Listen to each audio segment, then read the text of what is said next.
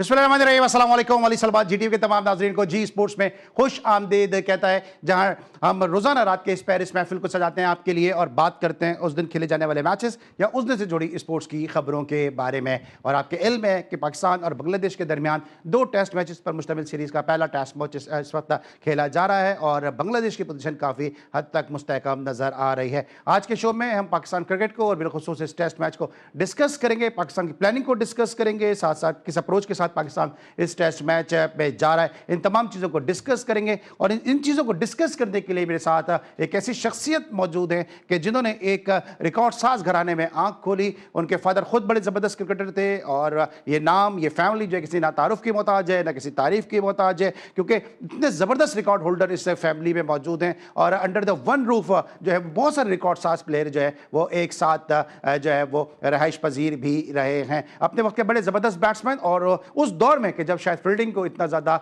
जो है कंसिडर नहीं किया जाता था, अब one of the finest fielder of Pakistan के जिन्होंने पाकिस्तान को फील्डिंग में भी फतूहात दिलाई। एक ऐसे मौसर खिलाड़ी के जिनकी सलाहियतों को अगर सही और मौसर इस्तेमाल किया जाता तो पाकिस्तान को कम से कम टेस्ट की सतह पर एक ज़बरदस्त ऑलराउंडर मिल सकता था, लेकिन सिर्फ इनको बैटिंग तक ही महदूद किया गया उन पिचेस पे कि जहाँ पे आज भी हम देखते हैं कि पाकिस्तान के बैट्समैन स्ट्रगल करते नजर आते हैं, पाकिस्तान के बैट्समैन जो है वो थोड़ा सा हेजिटेट करते नजर आते हैं। उस दौर में कि जब पाकिस्तान के जो 2Ws थे, वसीम वकार, उनके लिए पिचेस तैयार की जाती थी, वहां पे जाके इन्होंने रन्स किए। और दोनों टीमें, जो न्यूजीलैंड की टीम पाकिस्तान के टूर पे आई थी और पाकिस्तान की जो अपनी टीम थी, दोनों टीमों के जो मजमूई खिलाड़ी हैं उनमें सबसे ज्यादा रन्स बनाने वाले खिलाड़ी भी यही रहे। मेरे साथ मौजूद है मोहम्मद फैमिली का एक बहुत बड़ा नाम, बहुत ही kind, humble and nice human, Shoaib Mohammad साहब शो में खुशामदीद कहते हैं। अस्सलाम वालेकुम शोएब भाई। वालेकुम सलाम सलमान, कैसे हैं आप? खैरियत से? सर मैं बिल्कुल ठीक ठाक हूं और आपको शो में खुशामदीद कहते हैं। आपसे गुफ्तगू का आगाज करेंगे, लेकिन सबसे पहले प्राइम का फॉर्मेट आज की टॉप स्टोरीज। जी नाज़रीन, थी आज की टॉप स्टोरीज और आपने देखा कि बांग्लादेश टेस्ट है पाकिस्तान के हाथ से अब किसी हद तक स्लिप होता नज़र आ रहा है। इस मैच में अब तक क्या हुआ एक नज़र डालेंगे समरी पर, फिर पाकिस्तान के ज़बरदस्त स्टार बैट्समैन शोएब मोहम्मद साहब से इस मैच को डिस्कस करेंगे। मैं इस वक्त आपके सामने स्क्रीन पे समरी के, जहाँ पे बांग्लादेश ने 413 रन स्कोर किए, कैप्टन शांतु ने 101 रन की इनिंग खेली, नर्वस 90s का शिकार हुए मोमिनुल हक और पाकिस्तान की जानिब से मोहम्मद अब्बास ने 5 विकेटें हासिल की, जबकि जवाब में पाकिस्तान ने डेबुटेंट अजान ओवैस के 103 और अब्दुल्ला फजल के 60 रन की बदौलत 386 रन स्कोर किया। जवाब में बांग्लादेश ने 152 रन स्कोर कर लिए हैं और 179 रन की बरतरी बांग्लादेश को हासिल है। और इस टेस्ट मैच में अब देखना यह कि टेस्ट मैच जो है वो किस हद तक जो इसका रुख नज़र आ रहा है। शोएब भाई, टेस्ट मैच की समरी आपने सुन भी ली, टेस्ट मैच की समरी को आपने देखा भी है, पाकिस्तान की स्ट्रेंथ को भी आप जानते हैं क्योंकि आप पाकिस्तान के साथ बतौर कोच भी मुंसलिक रहे हैं, बतौर असिस्टेंट मैनेजर भी मुंसलिक रहे हैं, क्रिकेटर तो आप थे ही बड़े ज़बरदस्त, सिलेक्शन कमेटी में भी रहे, तो आप तमाम तरह नफ्सियात पाकिस्तानी प्लेयर्स की जानते हैं। अब किस तरह से ये टेस्ट मैच आपको लगता है कि पाकिस्तान के पास वापस आ सकता है, या आप समझते हैं कि पाकिस्तान अभी भी इस टेस्ट मैच में इन है? Most definitely, Pakistan has an outside better chance of getting hold of this game for themselves. और सलमान उसके अंदर ये है कि अगर शुरू से स्टार्ट देखें तो उन्होंने बहुत अच्छा कन्फ्रंट किया। एक मेहमत टोटल था 400 ऑन अ ग्रीन टॉप, उन्होंने स्कोर किया जो बांग्लादेश की टीम ने, लेकिन उसका काउंटर जवाब बहुत अच्छा हमारे प्लेयरों ने दिया, स्पेशली अजान ओवैस, जिनके लिए मैं पिछले 2 साल से कह रहा हूँ कि ये वो प्लेयर है कि पिछले 2 हर इंटरव्यू में मेरे ख्याल मैंने शायद नाम लिया कि मेरे शोज में आपने कई दफा this is the time to get into the team. और बिग लीग प्लेयर है, 10 साल से ज्यादा खेलने की एबिलिटी रखता है, तो वो तमाम चीजें इनको 2 साल के बाद नजर आई। लेकिन ये कि और उसने प्रूव भी किया, अगर वो सेंचुरी नहीं भी करता तो उसका वो पोटेंशियल आपको नजर आ गया था शुरू में, जब उसने 30-40 रन ही किए थे। मिसाल के तौर पे अगर 30-40 ही भी किए होते, सेंचुरी नहीं भी की होती, तो लेकिन उसका पोटेंशियल, आपकी उसकी स्ट्रेंथ, उसका फर्म जो प्लेटफॉर्म और बिलीफ जो था वो शो हो रहा था उसकी स्टाइल ऑफ बैटिंग से। इमाम वहां स्ट्रोक खेलते थे, यहाँ ये चौका लगा देते थे, तो दोनों बड़ा, जबकि इमाम बहुत सीजन प्लेयर है, उनकी भी बहुत इंपॉर्टेंट इनिंग्स थी 45 रन की, लेकिन ये कि उन्होंने एक फाउंडेशन ले किया। और फिर अब्दुल्ला फजल जो है उन्होंने डेफिनेटली अच्छे 60 ऑड रन करे।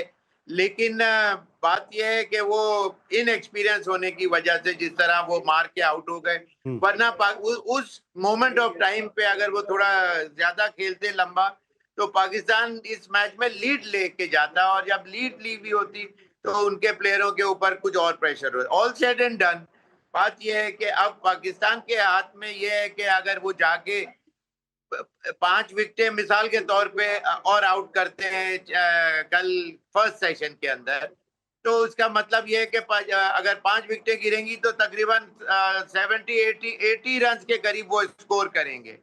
तो यह है कि लंच के बाद वो आउट करें। ये सेम सिनारियो इस तरह बिल्डअप हो रहा है जो 2000 में जब इंग्लैंड की टीम आई हुई थी और पाकिस्तान के 2 मैचेस दो बैट्समैन सेंचुरी पे खेल रहे थे, और मैं जावेद भाई के साथ असिस्टेंट कोच था उसमें। तो मैंने सुबह मीटिंग में यही कहा, मैंने कहा ये दोनों की जो सेंचुरी की जो इनिंग्स पे खेल रहे हैं उस पे पानी ना फिरवा देना, कि मतलब अगर शुरू में जल्दी आउट हो जाते हैं हमारे बैट्समैन 4-5, और किसी के 2 ही आउट हुए ते, तो और लंच के बाद उनको मौका मिलेगा गेटवे ओपनिंग और आखिर में वो जीत सकते हैं, और वही हुआ, इत्तेफाक की बात है। तो खैर एनीवेज, तो इंग्लैंड की टीम वो जीत गई थी वो मैच, लेकिन वो असेसमेंट मेरी सुबह ही हो गई थी कि जो जिस तरह वो पाकिस्तान जिस तरह गलतियां करता रहा और जो कि स्ट्रेस भी किया था, पाकिस्तान इनको कल जल्दी आउट करेगा तो ही पाकिस्तान का चांस बनता है, वरना ये कि अब लास्ट मोमेंट्स के ऊपर Pakistan still has a better chance of getting hold of catches वगैरह करने पड़ेंगे, जो पहली इनिंग के अंदर कुछ कैचेस निकले और वो तमाम चीजें। लेकिन ये कि बड़ा अच्छा पाकिस्तान ने डिस्प्ले किया, स्पेशली लेटर ऑर्डर बहुत प्रेशर में खेल रहे थे। सलमान और रिजवान की इनिंग भी बहुत इंपॉर्टेंट थी। तो ओवरऑल उनकी तरफ से जैसे आपने बताया मोमिनुल और वो शांतो की आउटस्टैंडिंग बैटिंग थी, जिस तरह से हमारे बॉलरों को उन्होंने खेला मारा।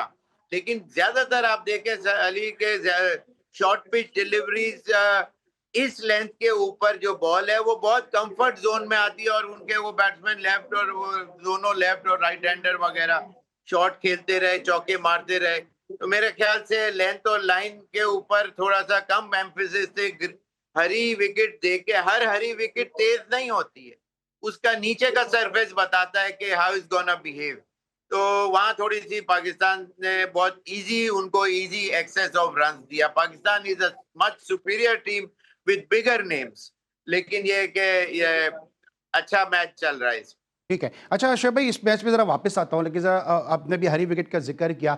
एक बहुत तनकीद हो रही है बाबर आजम के ऊपर उनके घुटने की इंजरी की वजह से, और लोग ये कह रहे हैं कि जी नी इंजरी, उन्होंने पूरी प्रैक्टिस की, सब कुछ किया, लेकिन पिच जो कि ग्रीन पिच थी, इसको देख के बाबर आजम ने नहीं खेलने का फैसला किया। आज टीम मैनेजमेंट ने भी कहा कि जिनकी इंजरी इतनी संजीदा नौयत की नहीं थी, लेकिन हमने उनको रेस्ट देने की खातिर, ये बाबर का नहीं, टीम मैनेजमेंट का फैसला था। ये आप चूंकि खुद ओपनर हैं, और मैं अभी ऑन एयर ये बताना नहीं चाह रहा कि कितने बैट्समैन ऐसे हैं कि जो इस किस्म के सर्कमस्टांसिस में जो है वो मैच को गिव अप कर चुके हैं कि वो हम नहीं खेल रहे हैं। वो एक हिस्ट्री थी, आपने खुद बहुत सारे ऐसे ओपनर के साथ भी खेला है जो पिच देख के जो है उन्होंने अपना कॉन्फिडेंट डिक्लेयर किया है। लेकिन क्या आपको लगता है कि बाबर आजम जैसी क्लास का बैट्समैन इस किस्म की पिच को देख के भी ये डिसीजन कर सकता है? नहीं नहीं, no second thoughts about it. ऐसी बात नहीं है, वो दुनिया का one of the finest of players है। ऐसे थोड़ी रन्स उसको मिल गए, कोई टेनिस बॉल से थोड़ी उसने खेल के, जैसे हम लोगों ने तो टेनिस बॉल से खेल के रन किए थे, ये लोग तो क्रिकेट बॉल से खेल रहे हैं। बात यह है कि जब इंसान पूरी दुनिया में जब नाम कमाता है तो वो उसके अंदर अपना सेल्फ बिलीफ होता है, उसकी टेक्निकल एबिलिटी होती है, उसकी कंसंट्रेशन लेवल एट पार होती है दूसरे बैट्समैनों से। ये तमाम चीजें बनती हैं, फिर वो दुनिया के पिक्चर में सरफेस करता है और फिर अपना नाम बना के टॉप पोजीशन के ऊपर अपने नाम को लेके अगर कोई प्लेयर आ रहे हैं जो दुनिया के कुछ 4-5 जो इस वक्त टॉप प्लेयर्स हैं, तो वो इस तरह विकेट देख के खेलना और ना खेलना, हाँ फास्ट बॉलर्स ये कर सकते हैं कि जी बिल्कुल प्लेसिड विकेट है, ग्रास नहीं है, बहुत ही स्लो विकेट है, तो फास्ट बॉलर्स अपनी जान बचा सकते हैं। लेकिन बैट्समैन का ये है कि वो एक्सपोज हो जाता है। अगर इस तरह करेगा कोई बैट्समैन तो वो एक्सपोज हो जाता है कि जी अच्छी विकेट देख के तो बैटिंग करना मांग रहा है और अच्छी नहीं। और ऐसा भी नहीं है कि बाबर के सामने ग्रीन विकेट्स नहीं आई, या दुनिया के बेस्ट ऑफ बॉलर्स नहीं आए। ये बांग्लादेश की टीम है और इनके पास वो स्पीयर हेड कोई ब्रेट ली और इस किस्म के शॉन टेट नहीं सामने खेल रहे कि इंसान इस बारे में सोचे। सोच भी जब आती है कि जब दुनिया के फास्टेस्ट ऑफ बॉलर्स कर रहे हो। ऐसा थोड़ी है कि 140-50 के तो आम बॉलर होते हैं और आजकल टेक्निकल एबिलिटी हर बैट्समैन की और उनकी फिटनेस लेवल इतनी ज्यादा हो गई है कि वो much quicker on their feet है, उनका कंसंट्रेशन लेवल भी अच्छा है।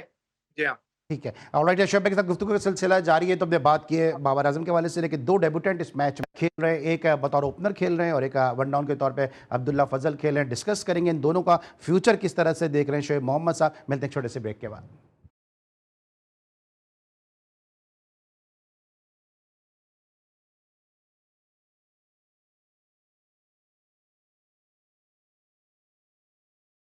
Welcome back after the break. और ब्रेक पर जाने से पहले हम डिस्कस कर रहे थे बाबर आजम की इंजरी के हवाले से, टेस्ट मैच पाकिस्तान के पास किस हद तक है और किस हद तक टेस्ट मैच जो है वो पाकिस्तान से स्लिप होता नज़र आ रहा है। अभी ब्रेक पर जाने से पहले शोएब भाई बात करते हैं कि अजान ओवैस का टैलेंट को इन्होंने बहुत पहले ही अपनी ईगल आई से देख लिया था और उन्होंने बहुत पहले कहा था कि अजान को जो है पाकिस्तान की टीम में होना चाहिए।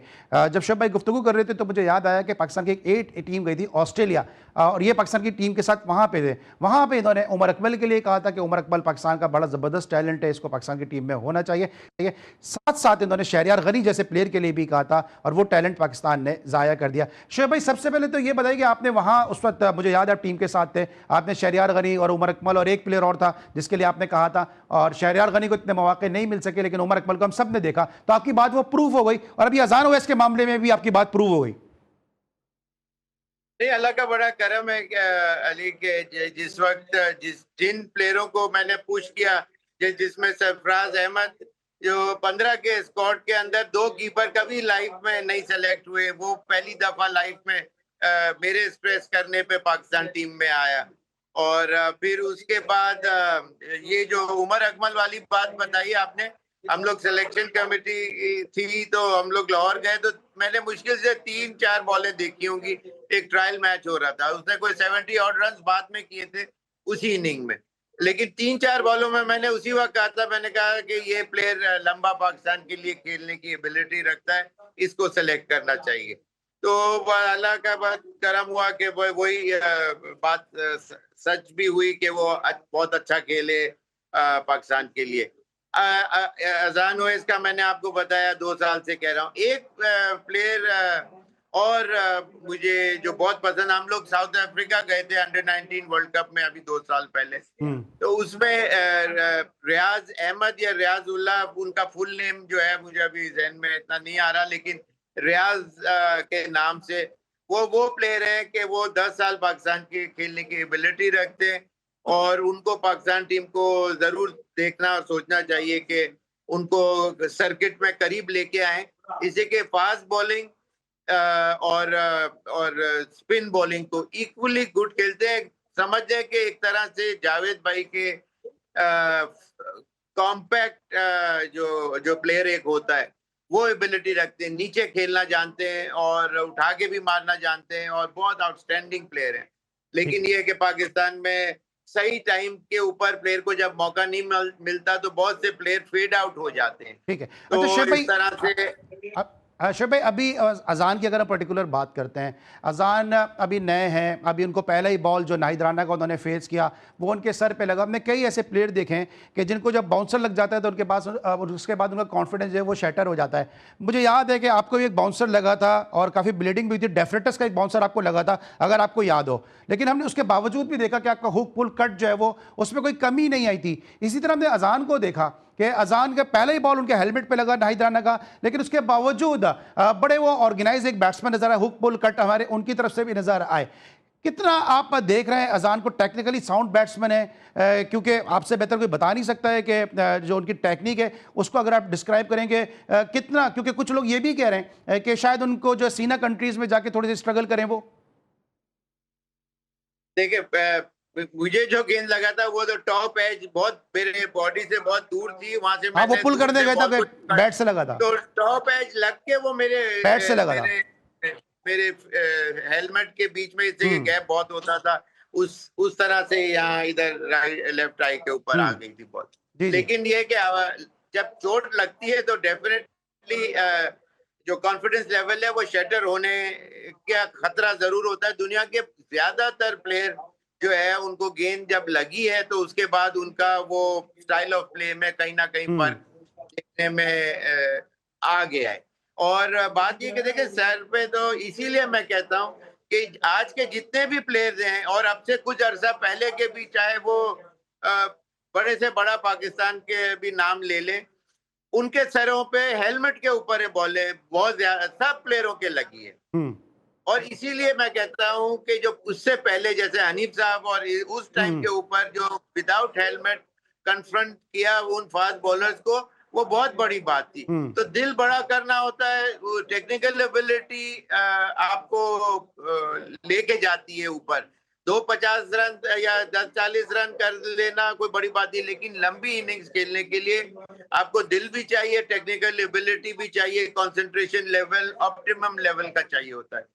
अजान ओवैस वाली जो बॉल जो लगी है उसको लगनी नहीं थी। वो उसने बिल्कुल अपनी, मैं आपको बहुत माइन्यूट डिटेल बता रहा हूँ जो कमेंटेटर्स ने नहीं बताई आपको। आप खुद उस चीज को रिवाइंड करके जिसको भी शक हो जरूर देख ले।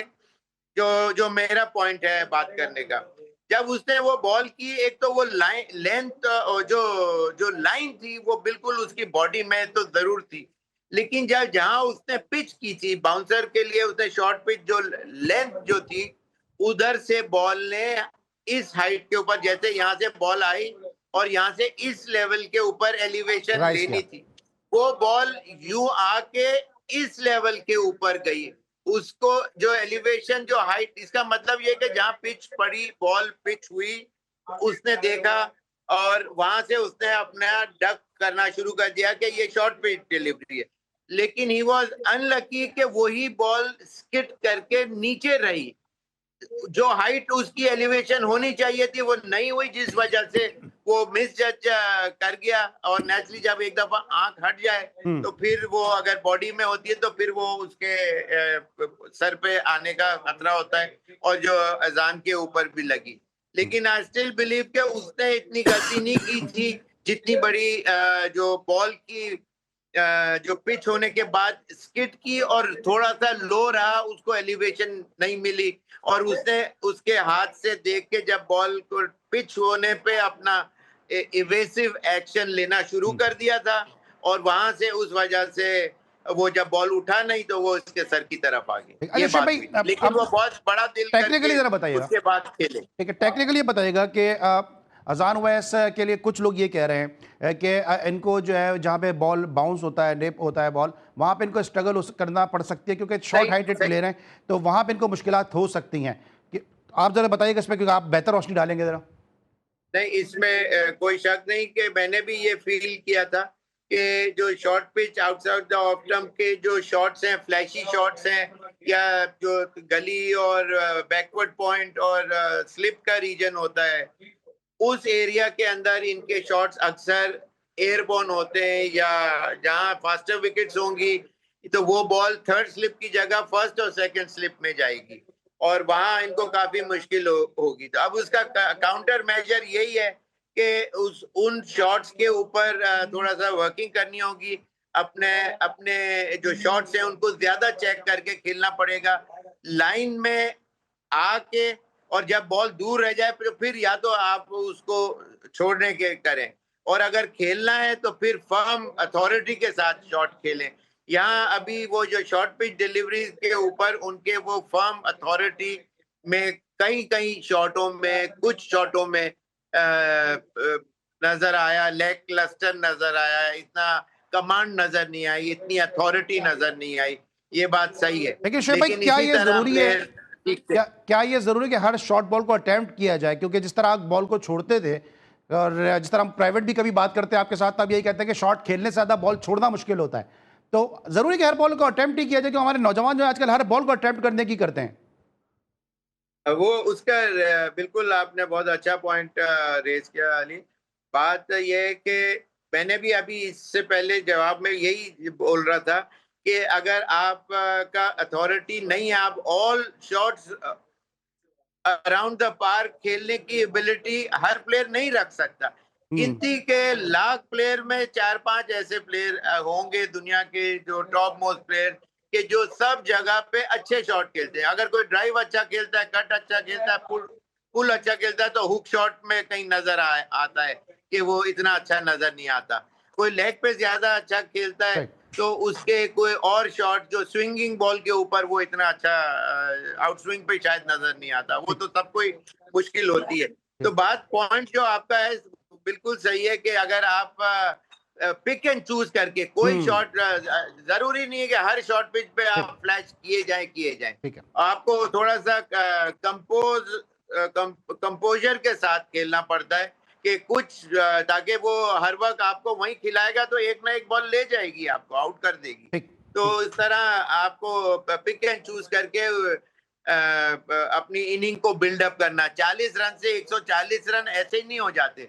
उसके लिए technical ability up on your mind होना बहुत जरूरी है। अच्छा, ये ब्रेक पहले लेकिन 2 सवाल करके मैं इस मौजू को यहीं पे वाइंड अप करता हूं। एक तो मुझे ये बता देगा कि लोग ये क्या लोग, चले मैं ब्रेक से आता हूं, फिर जरा ब्रेक पे आने के बाद जरा सब बाकी इस टेस्ट मैच को मजीद हम डिस्कस करते हैं। वापस आते हैं, शोएब भाई से मजीद गुफ्तगू करेंगे। मिलते हैं ब्रेक के बाद।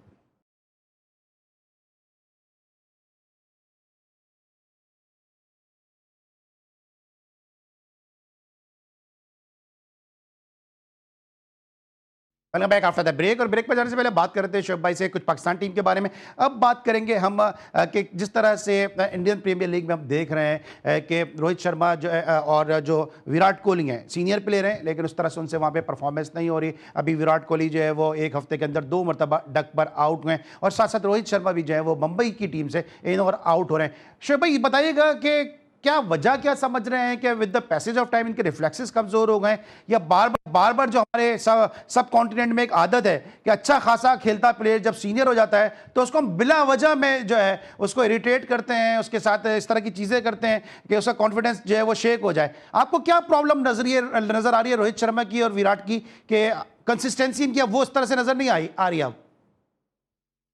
बिल्कुल आपका पॉइंट वैलिड है, वजन बिल्कुल स्पॉट ऑन है सलमान।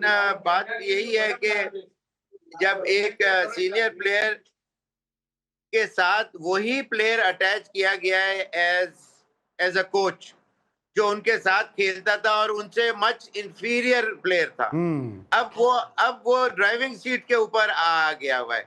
तो अब अगर उसकी कोई चाहत है, कोई स्टाइल ऑफ प्ले है और उस तरह से उसका डिक्टेशन सामने वाले प्लेयर जो सीनियर प्लेयर्स हैं वो अगर डिक्टेशन नहीं लेते तो फिर वो अगर कोच जो हेड कोच है जो कि गौतम गंभीर है तो वो उस तरह से नेचुरली आपको एक जो कंफर्ट जोन से आप हट के आपको सोचना पड़ता है और कोई एक मतलब एक तरह से रिफ्ट शुरू हो जाती है।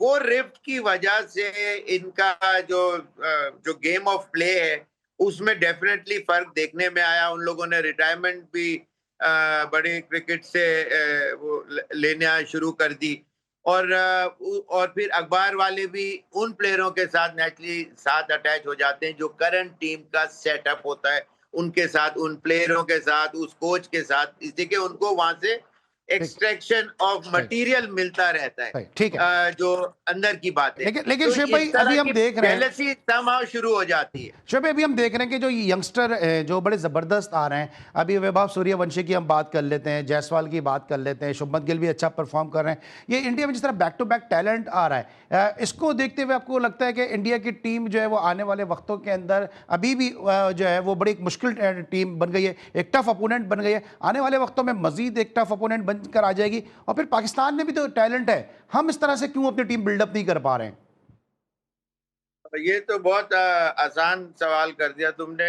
इसका मैं जवाब आसान तरीके से ही दे देता हूँ। बात यह है कि इंडिया अपने क्रिकेट की जो टॉप ऑर्डर की जो क्रिकेट है उसके अंदर कॉम्प्रोमाइज नहीं करता।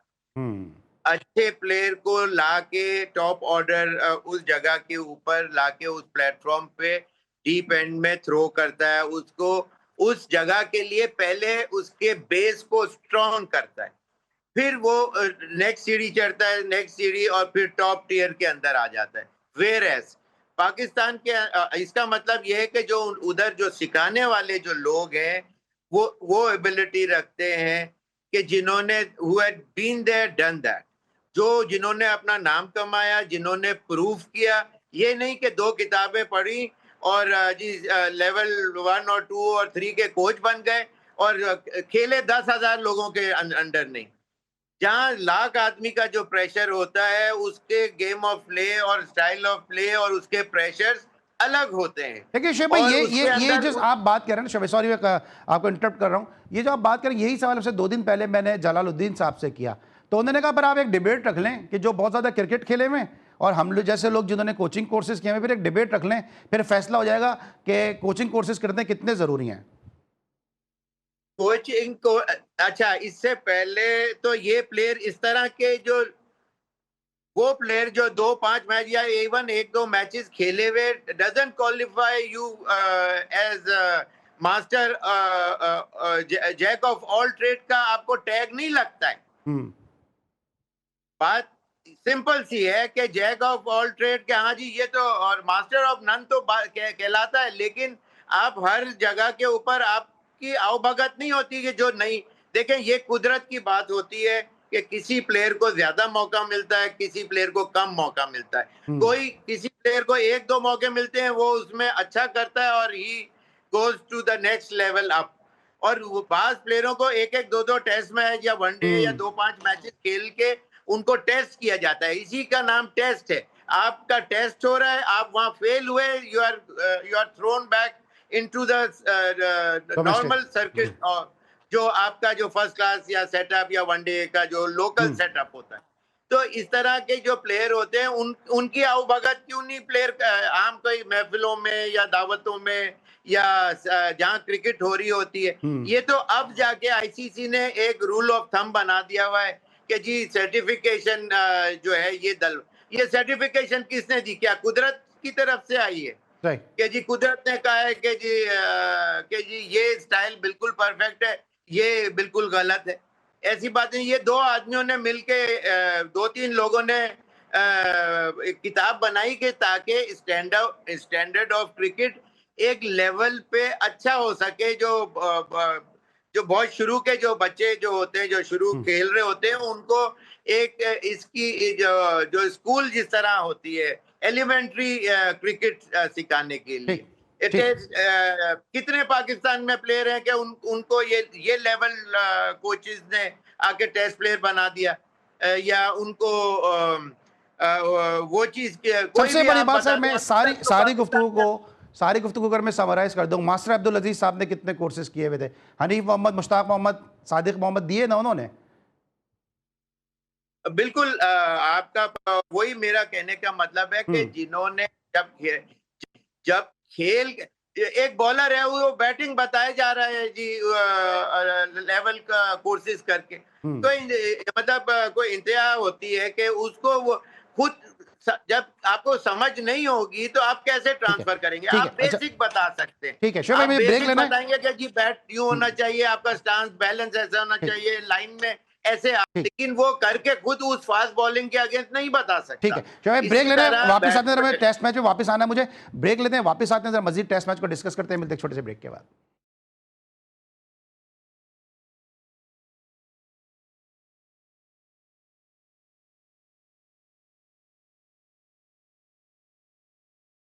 Welcome back after the break. Shoaib Mohammad साहब हमारे साथ मौजूद हैं, टेस्ट मैच को हम डिस्कस करें। शोएब भाई अब टाइम कम है, जल्दी जल्दी मुझे आपसे बहुत सारे सवाल करने हैं। पहले तो अब्दुल्ला फजल का बताएं, क्योंकि इनमें कुछ आप जैसी आपकी तरह 100% तो नहीं, लेकिन आपका कोई 10% 20% नजर आ रहा है कि ये बॉल को बहुत अच्छा छोड़ते हैं। जरा सी भी गेंद ऑफ स्टंप से बाहर होती है, ये फौरन गेंद की लाइन से बल्ला हटा लेते हैं। आपने किस तरह एनालाइज किया? नहीं, बहुत अच्छा है उन्होंने, उनका स्ट्रोक ऑफ प्ले, बॉल को छोड़ना, लाइन में आना, वो तमाम चीजें बहुत अच्छी देखने में आ रही हैं कि अच्छे प्लेयर लग रहे हैं। अथॉरिटी शुरू के अंदर आके पाकिस्तान के लिए खेलना और अपने आप को मनवा लेना, और पिच की कंडीशन भी जो थी शुरू में, जैसे हरा विकेट था, तो बहुत से प्लेयर तो वो देख के ही भाग जाते हैं तो वो उन्होंने आके अपना प्रूव किया। अब now he has to prove it time and अच्छा, अगेन। आपने भागने की बात की, मैंने कहा ना अगर टाइम कम है, मेड टाइम ऑफ। टाइम कम है, बहुत सारी बातें करनी है। आपने भागने की बात की, पहले तो मुझे बताएं कि इमाम सीनियर प्लेयर थे, पहला बॉल के इमाम को नहीं फेस करना चाहिए था कि उन्होंने डेब्यूटेंट अजान ओवैस को दे दिया, फिर नंबर 3 पे अब्दुल्ला फजल को भेज दिया, शान मसूद टॉप ऑर्डर में नंबर 3 पे खेलते रहे, वो क्यों नहीं आए? नहीं, जो फेस करने वाली बात है अली, उसके अंदर होता ये है कि आप बचपन से या तो फेस करते हैं या नॉन स्ट्राइकर पे खड़े होते हैं।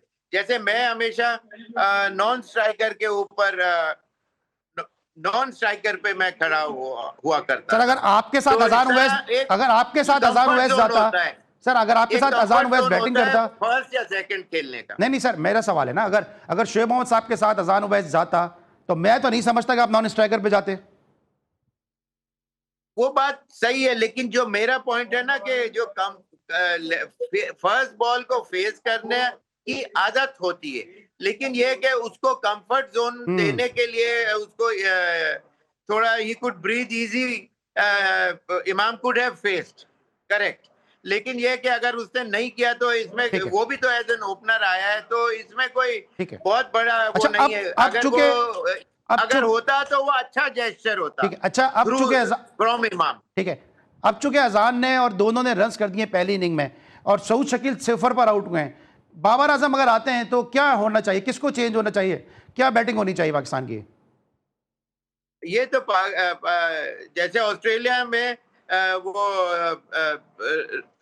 रिकी पॉन्टिंग या स्टीव वॉ न्यूजीलैंड नहीं गए, और वहां दूसरे प्लेयर ने, सॉरी ऑस्ट्रेलिया में मैच हो रहा था, वो नहीं खेले, एक मैच के लिए बाहर थे। दो चौथे नंबर पे प्लेयर आया, उसने सेंचुरी कर दी, लेकिन वो सिर्फ उस मैच के लिए आया था और उसको बता दिया गया था कि भाई जो भी है तुम्हारा ये एक मैच हम आपको दे रहे हैं। और उसको उन्होंने फिर नेक्स्ट मैच में पॉन्टिंग या स्टीव वॉ जो भी थे वो वापस आए टीम में और वो प्लेयर को हटा दिया। मुझे अभी नाम उस प्लेयर का याद नहीं आ रहा, लेकिन उसने सेंचुरी की थी टेस्ट मैच के अंदर।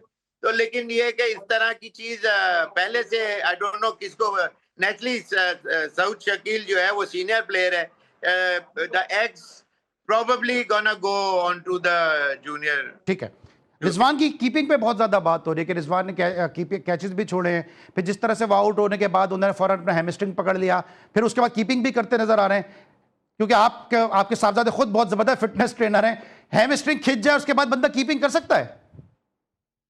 नहीं, वो तो डिपेंड करता है कि वो किस डिग्री का खराब हैमस्ट्रिंग हुआ है।